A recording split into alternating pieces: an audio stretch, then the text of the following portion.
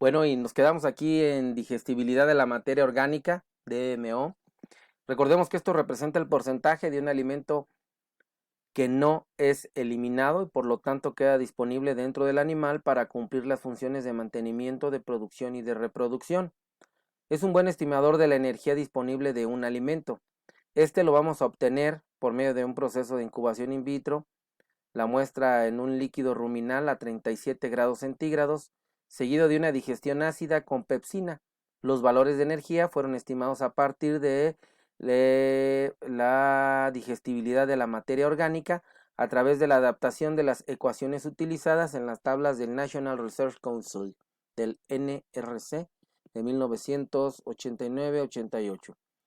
Y bueno, esta digestibilidad, es importante decir que tiene un criterio que se mide la proporción de los nutrientes disponibles para su absorción. Entonces, hay esos procesos que se pueden hacer en laboratorio o algunos otros que utilizan en las unidades de producción, dentro de los cuales nosotros encontramos también que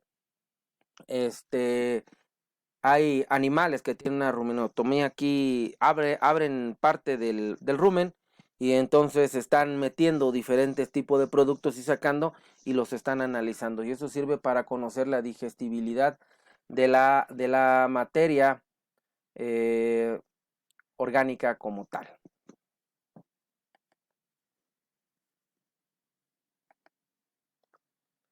La importancia de la alimentación animal. Recuerden que la importancia que tiene poseer unos conocimientos adecuados sobre la alimentación animal es manifiesta, ya que uno de los aspectos más importantes que determina la rentabilidad de las explotaciones ganaderas es la eficiencia en el uso de los alimentos. La alimentación, que supone del 50 al 75% de los gastos de estas explotaciones. Es decir, si nosotros queremos poner una unidad de producción, debemos primero de tener el alimento disponible, ya que hasta el 75% es lo que nosotros podemos gastar. No es por ello de extrañar que el desarrollo de la alimentación animal ha estado vinculado tradicionalmente a la alimentación del ganado. Importancia de la alimentación animal en base a los porcentajes, y aquí tenemos ejemplos claros en la acuicultura o las piscifactorías al 35, en el ganado vacuno 50, en el vacuno de carne 55, carne de conejo 60, huevos 60, carne de pollo 70 y carne de cerdo hasta un 75. Ojo, también es importante mencionar eh, que todo también va a depender del tipo de unidades de producción que se tengan, el tipo de manejo que se tenga, si hay desperdicio, si no hay desperdicio. Entonces, ojo también con esas partes, ¿no? Que suelen ser también muy importantes. Recordemos que una alimentación que es incorrecta es causa de trastornos que inciden en el bienestar de la salud y la productividad de los animales. Y tengo de ejemplo aquí la diapositiva que está aquí del otro lado, en donde tenemos un animal que está, un cerdo raquítico y otro que tiene una mordida en la cola.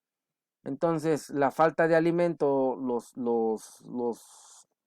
pone en ese sentido, o la carencia de minerales también hace que empiecen a morderse entre ellos, o también puede ser que tengan demasiado hacinamiento y entonces por defenderse empiezan esas famosas trifulcas y encontramos animales así.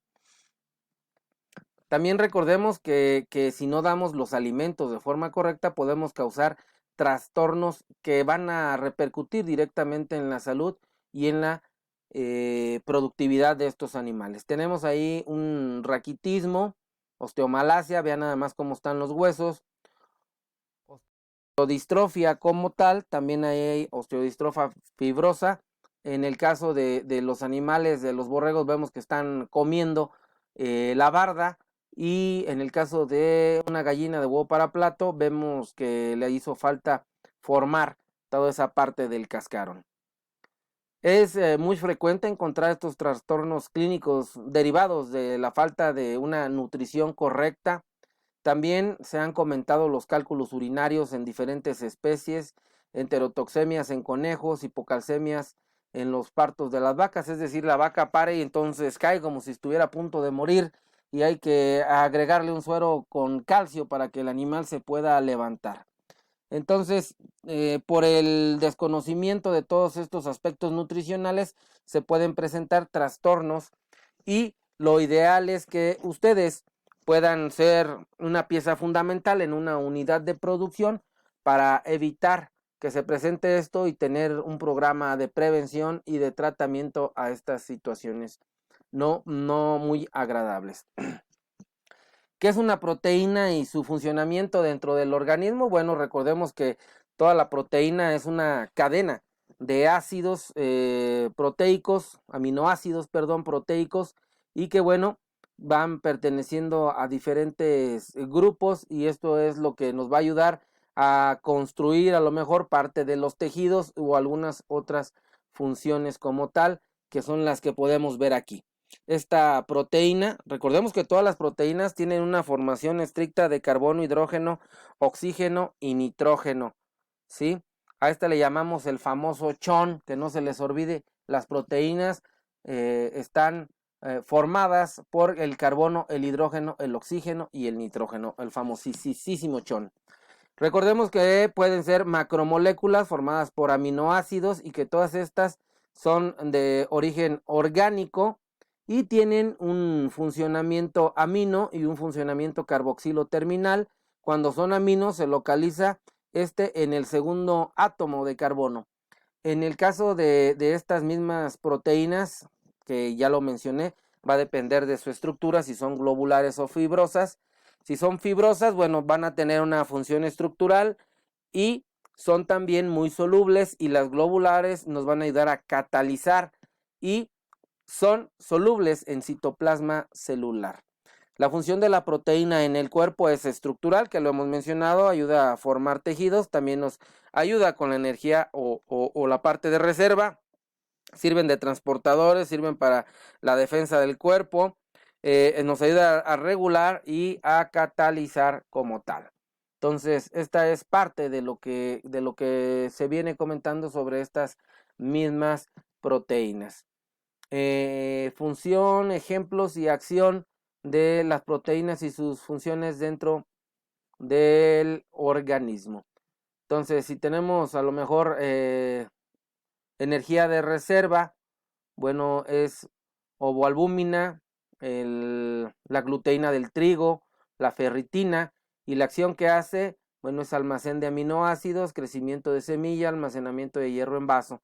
Entonces, esto es al interior de nuestro cuerpo. En la parte de la formación estructural, bueno, ayuda a formar con el colágeno, forma los tendones, los huesos, el cartílago, la piel. En el caso de la elastina, bueno, son tejidos conectivos elásticos, también entre células o conductivos. Y para lo que se refiere a la queratina, bueno, esta queratina puede formar vello, piel, plumas, uñas, cascos, pelo, entre otras más, ¿no? Las mucoproteínas son los que están como líquido sinovial. En el caso de las hormonas, pues está la insulina como ejemplo que nos ayuda a regular la parte metabólica glucídica, es decir, el azúcar como tal, a que no se puedan exceder los niveles.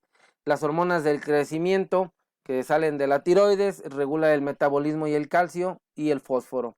La proteína G que también ayuda a la comunicación entre las células y las de transporte como la hemoglobina, la hemocianina y las lipoproteínas, que bueno, la primera transporta oxígeno, la primera es a los vertebrados, la otra es a los invertebrados y la otra transporta lo que viene siendo lípidos en sangre.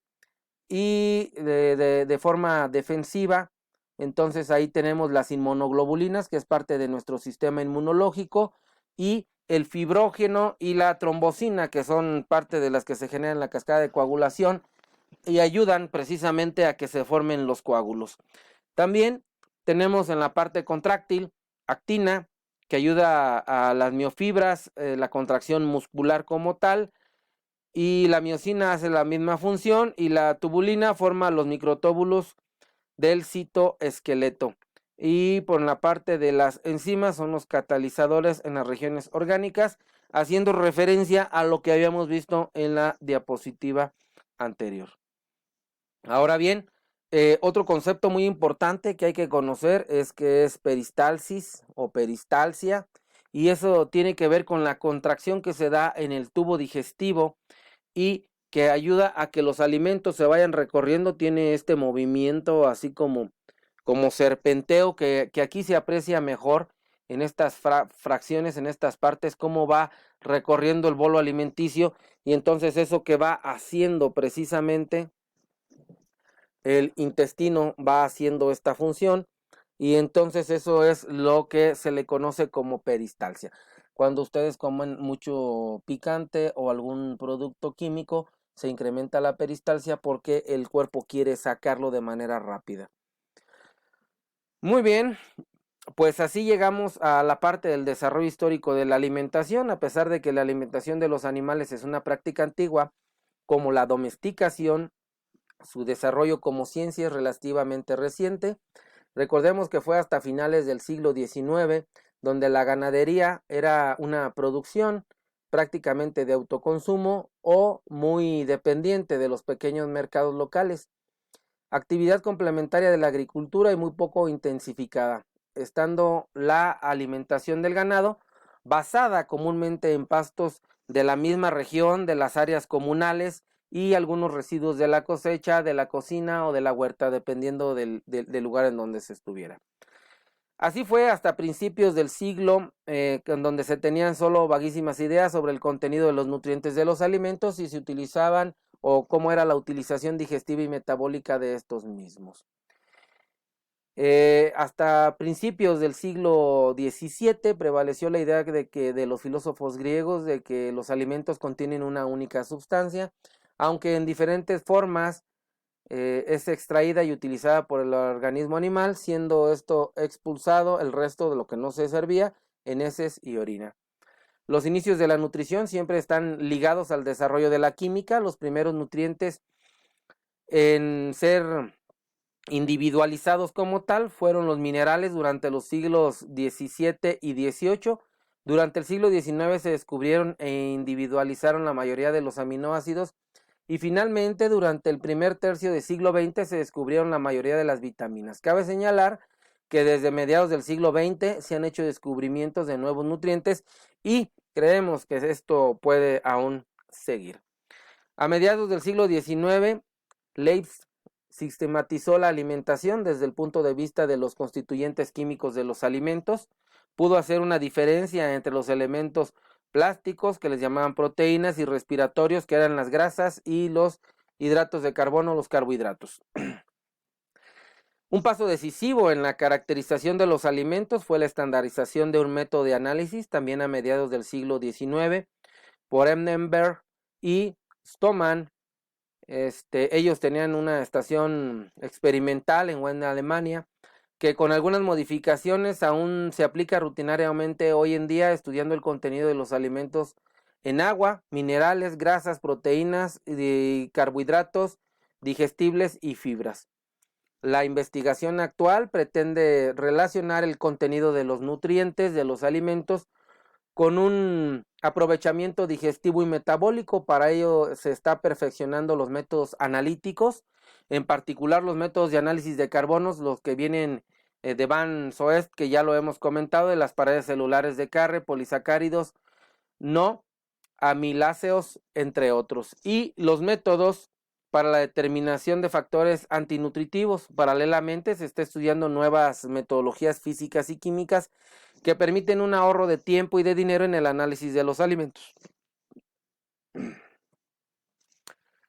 Hay la espectroscopía de infrarrojo cercano. Novedoso se aplica, bueno, no tan novedoso, pero se aplica ampliamente en la agricultura para determinar la calidad de forrajes, granos y productos derivados de los granos, semillas oleaginosas, café, té, especie, frutas, verduras, caña de azúcar, bebidas, grasas, aceites, productos lácteos, huevos, carne y otros productos de origen agrícola. Por lo tanto, la cantidad adecuada de los nutrientes en los alimentos permite satisfacer los requerimientos o necesidades en la crianza de los animales.